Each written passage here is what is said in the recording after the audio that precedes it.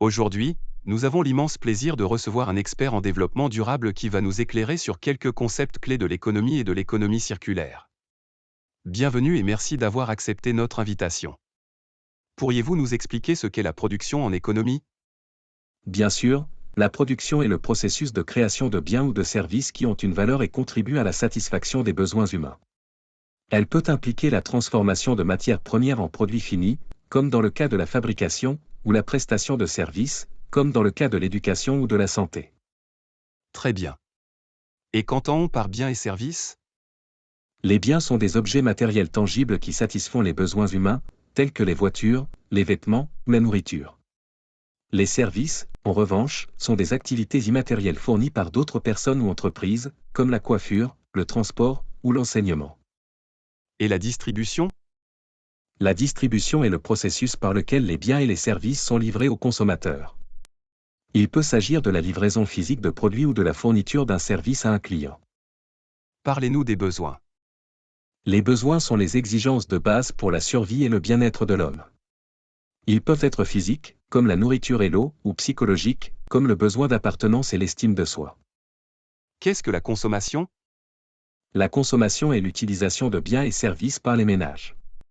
Elle peut être mesurée en termes de quantité de biens utilisés ou en termes de montant d'argent dépensé. Et qu'est-ce que la consommation intermédiaire et la consommation finale? La consommation intermédiaire est la consommation de biens et services par les entreprises dans le processus de production. Par exemple, l'acier utilisé pour fabriquer une voiture ou l'électricité utilisée dans une usine sont des exemples de consommation intermédiaire. La consommation finale, quant à elle, est la consommation de biens et services par les ménages, les gouvernements et les organisations à but non lucratif. C'est le type de consommation qui satisfait directement les besoins des individus. Pouvez-vous nous parler de l'épargne et de l'investissement? L'épargne est la partie du revenu qui n'est pas dépensée en consommation. Elle peut être utilisée pour investir dans de nouveaux projets ou pour constituer un fonds d'urgence. L'investissement, quant à lui, est l'achat de biens qui sont utilisés dans le futur pour créer de la richesse. Les investissements peuvent prendre de nombreuses formes, comme l'achat de machines par une entreprise, la construction d'une maison, ou l'achat d'actions sur le marché boursier. Nous allons aborder un concept économique clé, la valeur ajoutée. Pour commencer, pourriez-vous nous expliquer ce qu'est la valeur ajoutée? La valeur ajoutée est un concept économique clé qui représente la valeur économique supplémentaire qu'une entreprise crée au cours de son processus de production. Plus précisément, il mesure la contribution d'une entreprise à la production de biens et de services dans une économie. Intéressant. Et comment calcule-t-on la valeur ajoutée? Pour calculer la valeur ajoutée, nous utilisons la formule suivante, valeur ajoutée égale à la valeur de la production moins la valeur des consommations intermédiaires. La valeur de la production est la valeur totale des biens et services produits par l'entreprise. La valeur des consommations intermédiaires est la valeur totale des biens et services qui sont consommés ou transformés dans le processus de production. Je vois. Et quelle est la signification de la valeur ajoutée dans le cadre d'une économie durable? Dans le cadre d'une économie durable, la valeur ajoutée prend une dimension supplémentaire. En plus de la valeur économique, une entreprise peut également créer une valeur environnementale et sociale.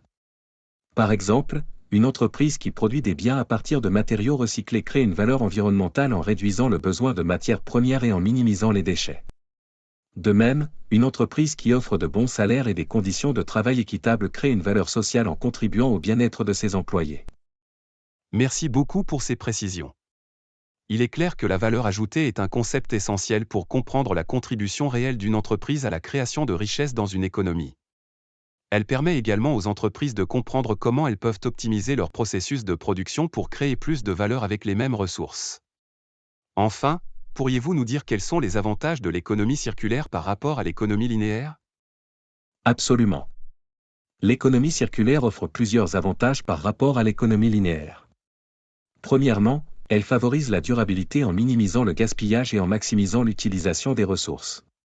Par exemple, dans une économie circulaire, un produit usagé est souvent considéré comme une ressource pour un autre produit, plutôt que comme un déchet. Deuxièmement, elle peut stimuler l'innovation en incitant les entreprises à développer de nouveaux produits et services qui réduisent le gaspillage et utilisent les ressources plus efficacement. Troisièmement, elle peut aider à créer de nouveaux emplois et à stimuler l'économie. Par exemple, le recyclage et la remanufacture des produits peuvent créer plus d'emplois que la simple mise en décharge.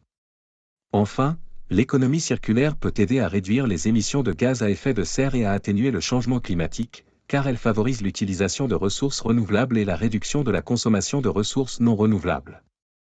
Merci beaucoup d'avoir partagé votre expertise avec nous aujourd'hui.